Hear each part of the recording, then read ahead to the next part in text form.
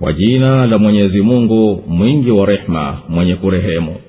Alif Lam Mim. Warumi wameshindwa katika nchi iliyo karibu, nao baada ya kushindwa kwao watashinda. Katika miaka michache amri ni ya Mwenyezi Mungu kabla yake na baada yake, na siku hiyo waumini watafurahi. Kwa nusura ya Mwenyezi Mungu humnusuru amtakaye, naye ndiye mwenye nguvu mwenye kurehemu. Ni ahadi ya Mwenyezi Mungu. Mwenyezi Mungu havunji ahadi yake, lakini watu wengi hawajui. Wanajua hali ya dhahiri ya maisha ya dunia na wameghafilika na akhera. Je, hawajifikiri nafsi zao? Mwenyezi Mungu hakuumba mbingu na ardhi na viliomo ndani yake ila kwa haki na kwa muda maalum. Na hakika watu wengi bila shaka ni wenye kukataa kuwa watakutana na Mola wao mlezi. Je, hawatembei katika ardhi wakaona ulivyokuwa mwisho wa waliokuwa kabla yao? Nao walikuwa na nguvu zaidi kuliko wao, na wakaitambua ardhi na wakaistawisha zaidi kuliko walivyostawisha wao. Na mitume wao wakawajia na dalili zilizo wazi. Basi hakuwa Mwenyezi Mungu ni mwenye kuwa dhulumu, lakini walikuwa wakijidhulumu nafsi zao. Kisha ulikuwa mwisho wa waliofanya ubaya ni kuzikanusha ishara za Mwenyezi Mungu, na wakawa wanazifanyia maskhara. Surati Rum imeteremka Maka. Sura hii imeanza kutaja kushindwa kwa dola ya Rumi na ahadi ya Mwenyezi Mungu kwa waumini kwamba atawapa ushindi kuwashinda Waajemi, na ikawataka watu wafikiri juu ya uumbaji wa Mwenyezi Mungu na watembee katika ardhi wapate kujua mwisho wa makafiri walioiamirisha ardhi zaidi kuliko walivyoiamirisha wao Makureshi.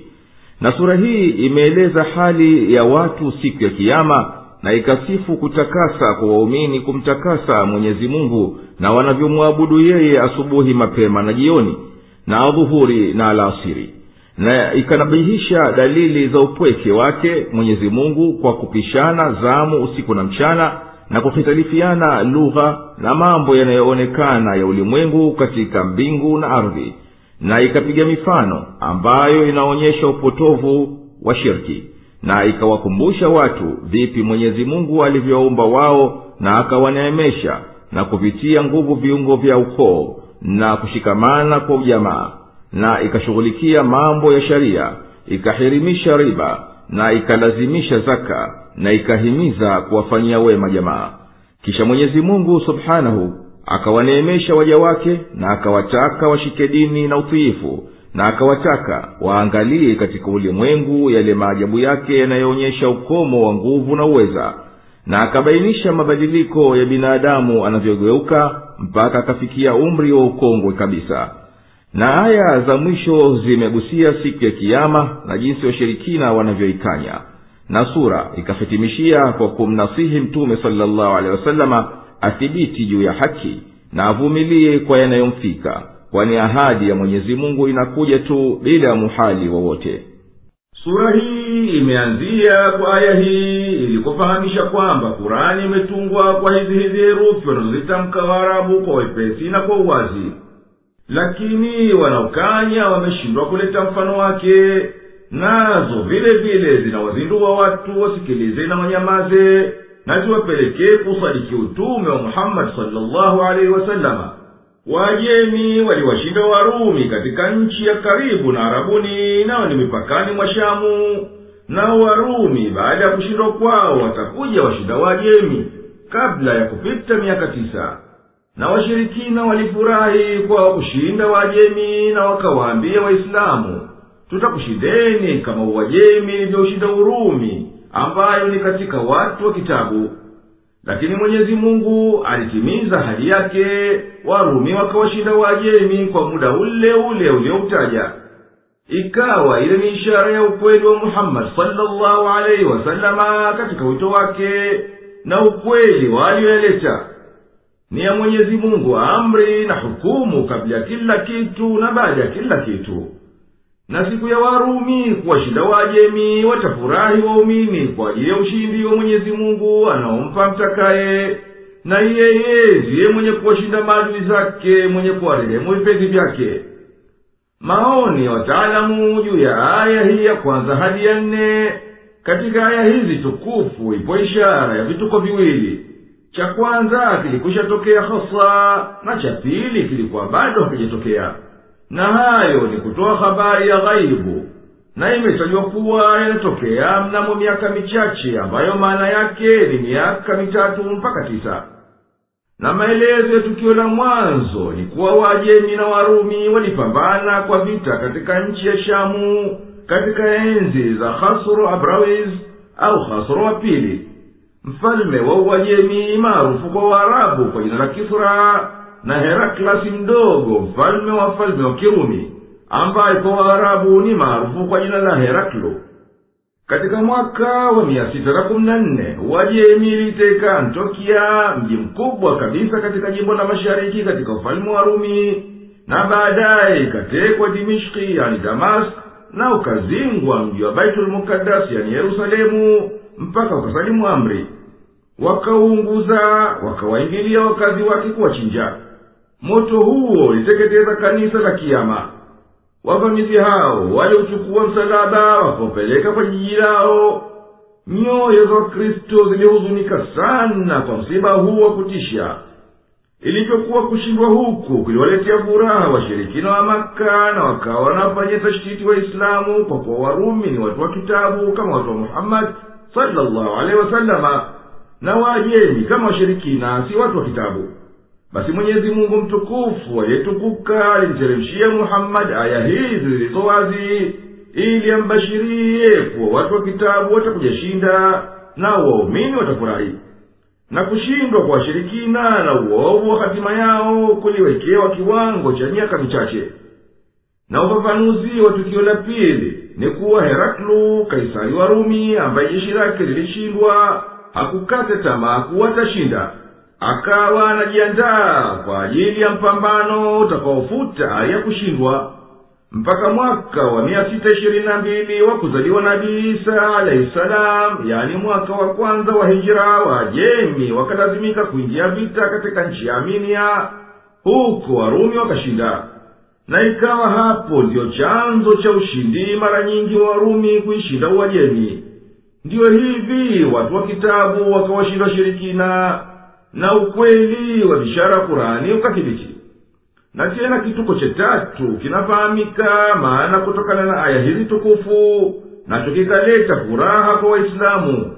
Nacho ni kushinda kwao kuwashinda washirikina Makureshi katika vita vya Badri vilivyotokea siku ya Ijumaa mwezi 17 Ramadhani mwaka wa pili wa hijra, yani mwaka 623 wa kuzaliwa Nabii Isa alayhi salam. Mwenyezi Mungu ameagana na waumini kwa agano la kweli, na Mwenyezi Mungu havunji agano lake. Lakini makafiri wanaokataa si ada yao kujua mambo hakika yalivyo. Wanajua mambo na njia za kuamrisha na kustarehe na mapambo yake, na hali wao wamepita mpaka katika ujinga na kughafilika kujitengenezea akhera yao. Yamefutwa macho yao na nyoyo zao, na hivyo hawajifikiri mambo yaliyohusiana na roho zao wakaujua mwisho wao. Mwenyezi Mungu hakuziumba mbingu na ardhi na nyota na vinginevyo viliomo baina yao ila kwa kweli kweli. Si mchezo, na kwa wakati uliowekewa kiwango chake maalum kitakachokwisha. Na hakika wengi wa watu wanakataa kuwa watakuja kukutana na Mwenyezi Mungu, na kwamba itakuwapo saa ya Kiyama. Wao wanashikilia kukaa katika nchi zao tu, wala hawendi kokote duniani wapate kushuhudia ulikuwaje mwisho waliokufuru wa kabla yao.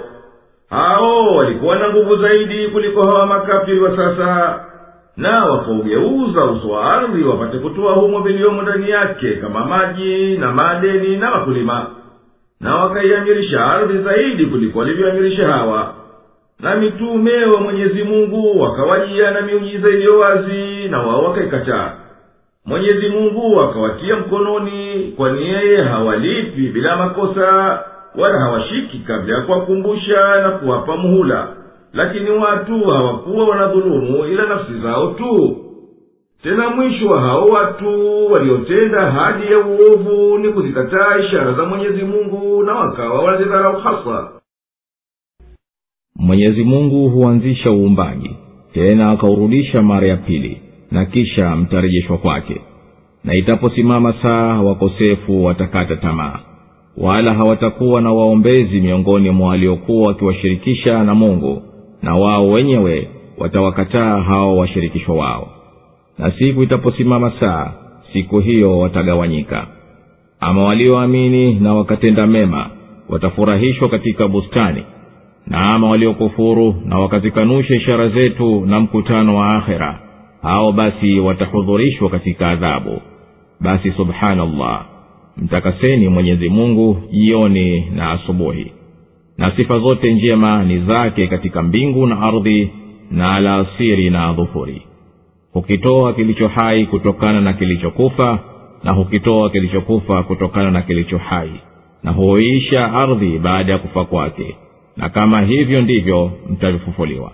Mwenyezi Mungu aliyetakasika na kutukuka huanzisha uumbaji wa binadamu tangu mwanzo, kisha hurejea tena kuwaumba baada ya kushakufa kwao. Tena hao wote wanarejea kwake yeye peke yake kwa ajili ya hisabu na malipo. Na kikifika kiyama, makafiri watakata tamaa ya kuweza kujitetea nafsi zao, na wala hawapatikani waombezi kutokana na hao waliowaabudu badala ya Mwenyezi Mungu, na kwa sababu yao wakawa ni makafiri duniani. Na itaposimama saa, yani siku ya kiyama, kila kikundi kitaendea kwenye ajali yake ya milele. Ama walioamini na wakaambatisha imani yao na vitendo vyema, basi hao watakuwa katika bustani yenye miti na maua, watafurahi na watanemeka. Ama wale waliokufuru na wakazikataa ishara zetu na mkutano wa kufufuliwa na kuhesabiwa, basi hao watakuwa wanaishi katika adhabu, wala hawatoki humo. Basi mtakaseni Mwenyezi Mungu na kila ambacho akimwelekei kwa utukufu wake na ukamilifu wake, na muabuduni yeye mnapoingia jioni na mnapoingia asubuhi. Na Mwenyezi Mungu peke yake ndiye mwenye kustahiki kuhimidiwa na kusifiwa na kushukuriwa na walioko katika mbingu na katika ardhi. Basi mhimidini na mumuabudu wakati wa alasiri na mnapoingia dhuhuri. Yeye hutoa kiumbe kihai kutokana na kitu kisichokuwa na uhai, na hukitoa kitu kisichokuwa na uhai kutokana na kitu chenye uhai, na huihuisha ardhi kwa mimea baada ya kuwa ni kavu tupu. Na mfano anaofanya hivi, basi ndivyo hivyo Mwenyezi Mungu atakutoweni makaburini mwenu. Na katika ishara zake ni kuwa akakuumbeni kwa udongo, kisha mmekuwa watu mliotawanyika kote kote. Na katika ishara zake ni kuwa amekuumbieni wake zenu kutokana na nafsi zenu, ili mpate utulivu kwao, naye amejalia mapenzi na huruma baina yenu. Hakika katika haya bila shaka zipo ishara kwa watu wanaofikiri. Na katika ishara zake ni kuumba mbingu na ardhi, na kutofautiana ndimi zenu na rangi zenu. Hakika katika hayo zipo ishara kwa wajuzi. Na katika ishara zake ni kulala kwenu usiku na mchana, na kutafuta kwenu fadhila zake. Hakika katika haya bila shaka zipo ishara kwa watu wanaosikia. Na katika ishara zake hukuonyesheni umeme kwa kukutieni hofu na tamaa, na hukuteremshieni maji kutoka mbinguni, na kwa hayo huifufua ardhi baada ya kufa kwake. Hakika katika hayo zipo ishara kwa watu wanaozingatia. Na katika ishara zake ni kuwa mbingu na ardhi zimesimama kwa amri yake, kisha atakapokuiteni mwito mmoja tu, hapo mtatoka kwenye ardhi. Na vyake yeye vilivyo mbinguni na katika ardhi vyote vinamtii yeye. Na yeye ndiye anayeanzisha uumbaji, kisha ataurudisha mara nyingine. Na jambo hili ni jepesi zaidi kwake, naye ndiye mwenye mfano bora katika mbingu na ardhi. Na yeye ndiye mwenye nguvu, mwenye hikma. Na katika dalili za kuonyesha ukamilifu wa uweza wake ni kuwa ameumba asili yenu kutokana na udongo usiokuwa na uhai, kisha nyinyi mmekuwa watu mliotawanyika katika ardhi kwa ajili ya kutafuta kitachokuleteni kubaki kwenu. Na katika dalili za rehema yake ni kuwa akakuumbieni enyi wanaume wake wa jinsi yenu, mkae nao kwa uzuri na kituo. Na amekujalieni baina yenu na wao mapenzi na kuoneana huruma. hakika katika haya bila shaka zipo dalili kwa watu wanaofikiria uumbaji wa Mwenyezi Mungu mtukufu. Na katika dalili za kuonyesha uweza wake na hikima yake ni uumbaji wa mbingu na ardhi kwa mpango huu wa namna pekee yake wenye kupendeza, na kutalifiana ndimi zenu katika lugha mbalimbali na lafdhi mbalimbali, na kutofautiana rangi zenu katika weusi na weupe na nyinginezo. Hakika katika haya bila shaka zipo dalili zinazowanufaisha watu wenye ujuzi na kufahamu. Na katika ishara zake zenye kuonyesha ukamilifu wa uweza wake ni kuwa amekupeni sababu za mapumziko kwa kulala kwenu, na akakusahilishieni kutafuta riziki usiku na mchana kutokana na fadhila zake kunjufu. Hakika katika haya bila shaka zipo dalili kwa watu wanaonafiika kwa wanaoyasikia. Na katika ishara zake ni kuwa na kuonyesheni umeme katika mawingu, muone hofu kwa radi na tamaa ya kupata mvua ya kuteremka kutoka mbinguni, ili ardhi huike baada ya kuyabisika. Hakika katika hayo bila shaka zipo dalili kwa watu wanaozingatia mambo wakayafahamu kama ifaavyo. Na katika dalili za ukamilifu wa uweza wake na hikma yake na ukunjufu wa rehema yake ni kuwa mbingu na ardhi zimesimama kwa amri ya Mwenyezi Mungu kama muonavyo, kwa mujibu wa hukumu za ufundi na ustadi wa kupanga. Kisha akikuiteni kwa ajili ya kufufueni, mtatoka makaburini mbio mbio kuitikia wito wake. Na ni vyake Mwenyezi Mungu subhanahu vyote viliomo katika mbingu na ardhi, kwa kuviumba na kuvimiliki na kunyenyekea. Vyote ni venye kumtii Mwenyezi Mungu. Na Mwenyezi Mungu subhanahu aliyeumba viumbe vyote bila ruwaza, kisha atavirudisha tena baada ya mauti. Na kurudisha kwake ni jambo jepesi zaidi kuliko kuvizua mwanzo, kwa mujibu wa nadhari ya vipimo vyenu na itikadi yenu, kwamba kukirudisha kitu ni sahali kuliko kukizua. Na Mwenyezi Mungu ana sifa ya kutangulia ya shani ya namna pekee katika uwezo uliokamilika na hikma iliyotimia katika mbingu na ardhi. Na yeye ni mwenye kushinda katika ufalme wake, mwenye hikma katika vitendo vyake na kukadiria kwake. Amekupigieni mfano kutokana na nafsi zenu. Je, katika hao iliyowamiliki mikono yenu ya kulia mnao washirika katika hivyo tulivyokuruzukuni, mkawa nyinyi katika hivyo ni sawa sawa, na waogopa kama mnavyoogopana wenyewe kwa wenyewe? Namna hivi tunazipambanua aya zetu kwa watu wenye akili. Bali waliodhulumu wamefuata mapendo ya nafsi zao pasina kujua. Basi nani atamuongoa ambaye Mwenyezi Mungu amemwacha apotee? Wala hao hawatakuwa na wakuwanusuru. Basi uelekeze uso wako sawa sawa kwenye dini. Ndilo umbile la Mwenyezi Mungu alilowaumbia watu. Hapana mabadiliko katika uumbaji wa Mwenyezi Mungu. Hiyo ndiyo dini iliyonyoka sawa, lakini watu wengi hawajui. Muwe wenye kutubia kwake, na mcheni yeye, na shikeni sala, na wala msiwe katika washirikina. Katika wale ambao kwamba wamegawanya dini yao na wakawa makundi makundi, kila kikundi kinafurahia kilicho nacho. Yakiwapata watu madhara humomba Mola wao mlezi, nao wametubu kwake. Kisha akiwaonjesha rehema itokayo kwake, mara kikundi miongoni mwao humshirikisha Mola wao mlezi. Kwa kuyakataa tuliyowapa, basi stareheni, mtakuja jua. Au tumwateremshia hoja ambayo kwayo ndiyo wanafanya ushirikina? Na watu tunapoonjesha rehema huifurahia, na ukiwasibu uovu kwa iliyoyatanguliza mikono yao wenyewe, mara wanakata tamaa. Kwani hawaoni kwamba Mwenyezi Mungu humkunjulia riziki amtakaye na humdhikisha amtakaye? Hakika katika hayo zipo ishara kwa watu wanaoamini. Basi mpe jamaa haki yake, na maskini na msafiri. Hayo ni kheri kwa watakao radhi ya Mwenyezi Mungu, na hao ndio wenye kufanikiwa. Na mnachokitoa kwa riba ili kiongezeke katika mali ya watu, basi hakiongezeki mbele ya Mwenyezi Mungu.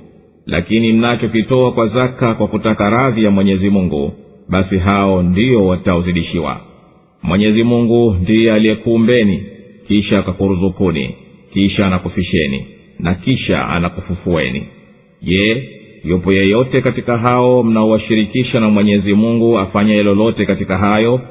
Yeye ametakasika na ametukuka na hayo mnayomshirikisha naye. Mwenyezi Mungu amekupigieni mfano unaotokana na nafsi zenu, na Mwenyezi Mungu mtukufu mwenye kutukuka amempigia mfano huo huyo aliyewafanya viumbe ni washirika wa Mwenyezi Mungu.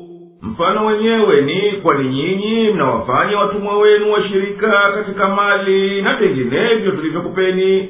Basi je, nyinyi na wao ni sawasawa katika hayo? Mnawaogopa hao watumwa wenu na hamfanyi kitu kwa mnavyomiliki bila ruhusa yao, kama wanavyoogopana waungwana wao kwa wao. Ikiwa nyinyi hamiatia akilini haya wala hamiafanyi, basi imekuwaje hata mnavifanya baadhi ya alivyovimiliki Mwenyezi Mungu kuwa ni washirika wake? Kwa ufafanuzi kama huu tunawabainishia haya watu ambao wanazingatia mifano inayopigwa, bali waliokufuru wanafuata pumbao zao bila kujua matokeo ya kufuru zao. Basi hapana yeyote aliyeachiliwa na Mwenyezi Mungu kupotoka atakayeongoka, wala hapana atakayewaombea na akawalinda na adhabu. Basi elekeza uso wako na uelekee kwenye dini mbali na upotovu wao, na shikamana na maumbile ya Mwenyezi Mungu waliowaambia watu, nayo ni kuwa wao ni wenye kuikubali tauhidi, imani ya Mwenyezi Mungu mmoja, wala si wenye kuikataa. Na haitakikani kuigeuza hulka hii. Huko ndiyo kuumbwa ndiyo tauhidi, nayo ndiyo dini iliyonyoka sawa sawa. Lakini washirikina hawaujui ukweli huo. Kuweni wenye kurejea kwake kwa kutubu, na tendeni aliyokuamrisheni na acheni aliyokukatazeni, na hifadhini swala, wala msiwe katika wenye kumwabudu mwenginewe pamoja na Mwenyezi Mungu. Katika walioigawanya dini yao wakawa makundi mbalimbali, kila kikundi kinawania upande wake, na kila fungu miongoni mwao linafurahia kwa yalionayo, na wanajidhania kuwa wao tu ndio wako katika haki. Na watu yakiwapata madhara, ugonjwa au shida yoyote, humkimbilia Mwenyezi Mungu na wakamuomba na wamerejea kwake, wakitaka waondolewe hiyo shida. Kisha akiwaonjesha kuondolewa na hiyo shida, na akawapa sehemu ya fadhila yake, baadhi yao hukimbilia mbio kwenda kumshirikisha Mola wao mlezi, upate kuwa mwisho wa mambo yao kuzikanya neema za Mwenyezi Mungu walizowapa. Basi enyi makafiri mnaokataa, stareheni kama mpendavyo, mtakuja ujua mwisho wenu. Kwani tuliwaacha katika upotovu wao, wala hatukuwazindua na ndoto zao, bali tuliwateremshia hoja ya kushuhudia kwa yale waliokuwa wakishirikisha na Mwenyezi Mungu. Na tukiwaonjesha watu neema, huifurahia kwa furaha ya kuwatia kiburi, na ikiwapata shida kwa madhambi walioyachuma wenyewe, huwa wepesi kukata tamaa, na Mwenyezi Mungu mwingi wa rehema. Je, wamengi wana ujinga hata hawajui nini kinachonifikisha kwenye imani? Wala hawajui kwamba Mwenyezi Mungu humkunjulia riziki amtakaye na humfikisha amtakaye kwa mujibu inavyoafikiana na hikima yake? Hakika katika hayo zipo dalili wazi kwa watu wanaoiamini haki. Na ilivyokuwa Mwenyezi Mungu mtukufu ndiye anayekunjua riziki na akaidikisha, basi mpe aliyejamaa haki yake kwa ajili ya hisani na kuunga udugu, na mhitaji na aliyekatikiwa safari yake wape pia haki zao kutokana na zaka na sadaka. Hayo ndiyo ya kheri kwa wenye kutaka radhi ya Mwenyezi Mungu na wanataka thawabu zake, na hao ndiyo wenye kufuzu kuipata neema ya milele. Na mnachotoa enyi wala riba katika mali ili kuzidieni kutokana na mali yao, basi kwa Mwenyezi Mungu hakizidi wala hakingi baraka. Na mnachotoa sadaka kwa kutafuta wajihi wa Mwenyezi Mungu bila ria, kujionyesha tu wala tamaa kulipwa, basi hao ndiyo watakaopewa malipo mema marudufu. Mwenyezi Mungu subhanahu aliyetakasika ndiye aliyekuumbeni, kisha akakupeni cha kukupeni maisha, kisha ndiye anakufisheni, na kisha atakufufueni kutoka makaburini mwenu. Je, yupo yeyote katika hao miungu wakishirikina mnaodai na mkawaabudu badala ya Mwenyezi Mungu mwenye kutenda hayo ya kuumba na kuruzuku na kufisha na kufufua au kitendo chochote? Mwenyezi Mungu ametakasika na hayo wanamshirikisha naye. Ufisadi umedhihiri bara na baharini kwa iliyoyafanya mikono ya watu, ili Mwenyezi Mungu awaonyeshe baadhi ya walioyatenda, huenda wakarejea kwa kutubu. Sema, safirini duniani muangalie ulikuwaje mwisho wa waliotangulia. Wengi wao walikuwa washirikina, basi uelekeze uso wako kwenye dini iliyonyooka kabla ya kufika siku hiyo isiyozuilika inayotoka kwa Mwenyezi Mungu. Siku hiyo watu watatengana. Anayekufuru basi ukafiri wake utakuwa juu yake mwenyewe, na anayetenda mema basi wanazitengezea nafsi zao, ili walipe walioamini na wakatenda mema kutokana na fadhila yake. Hakika yeye hawapendi makafiri. Na katika ishara zake ni kuzituma pepo ziletazo bishara njema, na ili kukonjesheni baadhi ya rehema zake, na ili majahazi yende kwa amri yake, na mtafute kutokana na fadhila yake, na ili mumshukuru. Na hakika hatulikwisha watuma mitume kwa kaumu zao, na wakawajia kwa hoja zilizo wazi, tukawaadhibu wale waliofanya ukosefu, na ilikuwa ni haki juu yetu kuwanusuru waumini. Mwenyezi Mungu ndiye anayezituma pepo zikayatimua mawingu, kisha akayatandaza mbinguni kama apendavyo, na akayafanya mapande mapande, basi ukaiona mvua inatoka ndani yake. Anapowafikishia awatakao katika waja wake, mara hao huwa na furaha, na ingawa kabla ya kuteremshiwa walikuwa wenye kukata tamaa. Basi ziangalie athari za rehema ya Mwenyezi Mungu, jinsi anavyoihuisha ardhi baada ya kufa kwake. Basi hakika huyo ndiye bila shaka mwenye kuhuisha wafu, na yeye ni muweza wa kila kitu. Na tungeutuma upepo na wakauona umekuwa rangi ya manjano, juu ya hayo wangeendelea kukufuru. Kwani wewe hakika huwafanyi maiti wakasikia, wala viziwi wakasikia wito wakishageuka kukupa mgongo, wala wewe huwaongoi vipofu na upotovu wao. Huwasikilizishi ila wanaoziamini aya zetu, hao ndio Waislamu walionyenyekea. Kumetokea moto na ukame na kila maafa na kuharibika biashara na mafuriko kwa sababu ya uovu na madhambi, ili Mwenyezi Mungu awaadhibu watu duniani kwa baadhi ya vitendo vyao, huenda labda wakatubia maasi yao.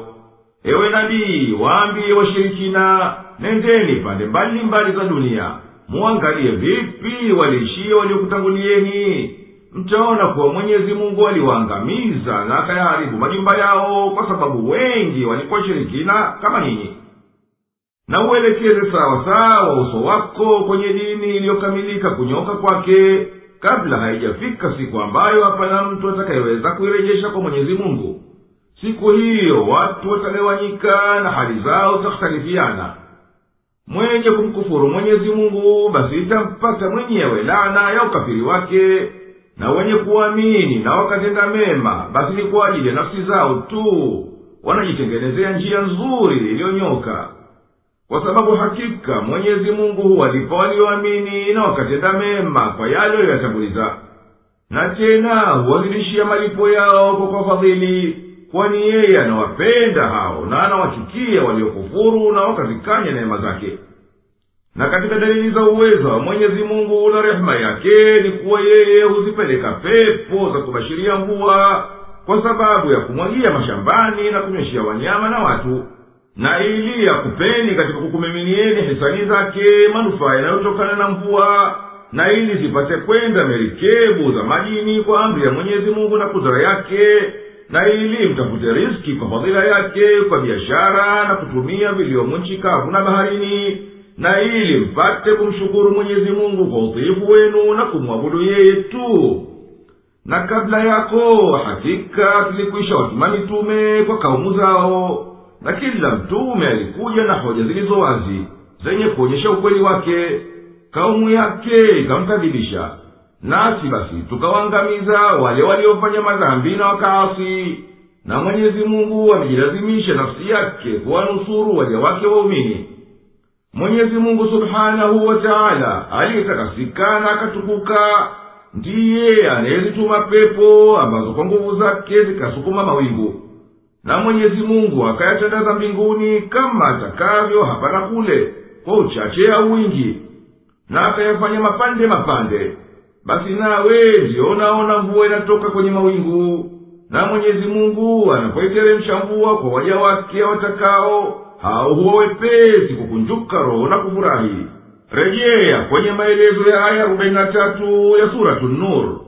Nao hakika kabla ya kunyoshewa na mvua hiyo walikuwa wamekwisha kata tamaa na wamelua. Basi angalie mvua mwangalio wa kufikiri na kuzingatia vipi Mwenyezi Mungu anavyoihuisha ardhi baada ya kuwa imetulia kama maiti. Hakika aliyehuisha ardhi baada ya kufa kwake bila shaka ni muweza wa kuwahuisha watu, na yeye ni mtimilifu wa uweza, hashindwi na kitu.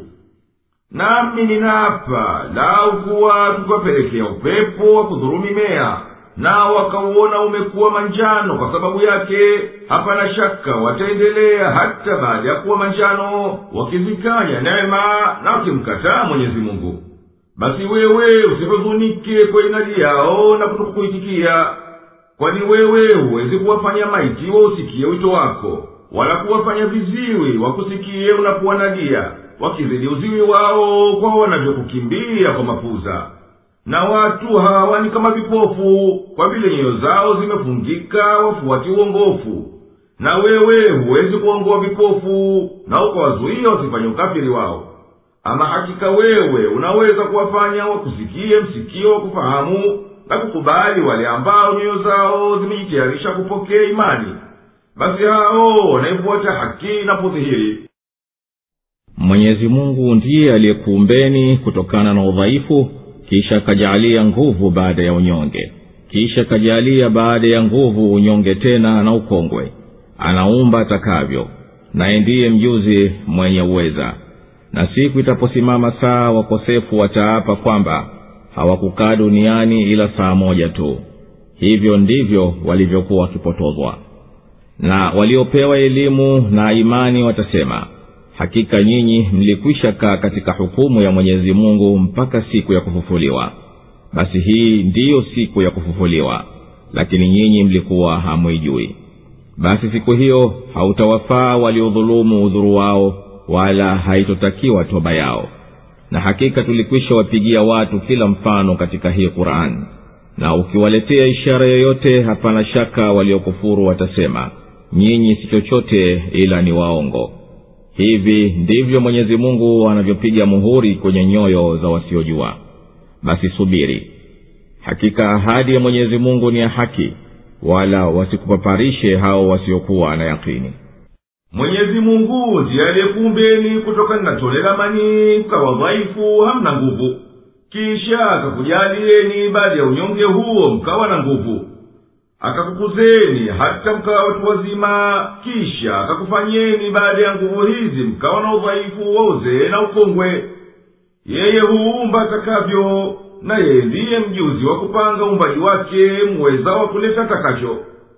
Na siku itapofika saa ya kiyama, makafiri wataapa kwamba hawakukaa duniani au makaburini mwao isipokuwa kwa muda wa saa moja tu. Na mfano wa mwendo kama huo ndivyo mashetani walikuwa wakiwaendesha duniani, kuachisha haki na kuwapeleka kwenye upotovu. Na waliopewa ujuzi na Mwenyezi Mungu nao ni manabii na malaika na waumini watasema, bila shaka nyinyi mlikushakaa katika hukumu ya Mwenyezi Mungu na amri yake mpaka siku ya kufufuliwa. Basi hii ndiyo siku ya kufufuliwa mlioikanya, na lakini nyinyi duniani mlikuwa hamjui kama hii ni haki kwa ujinga wenu na mapuza yenu. Basi siku hiyo watafufuliwa watu, hakutowafaa kitu makafiri kutoa udhuru wao kwa kukanya kwao na kuwakadhibisha kwao mitume wao, wala hata wataka mtu yoyote wafanya jambo la kumridhi Mwenyezi Mungu, kwa kuwa wao wamekwisha kudharaulika mbele yake na wamefukuzwa kutokana na rehema yake. Na kwa ajili ya uongofu wa watu tumebainisha katika Kurani hii kila mfano wa kuongoza kwenye njia ya uongofu.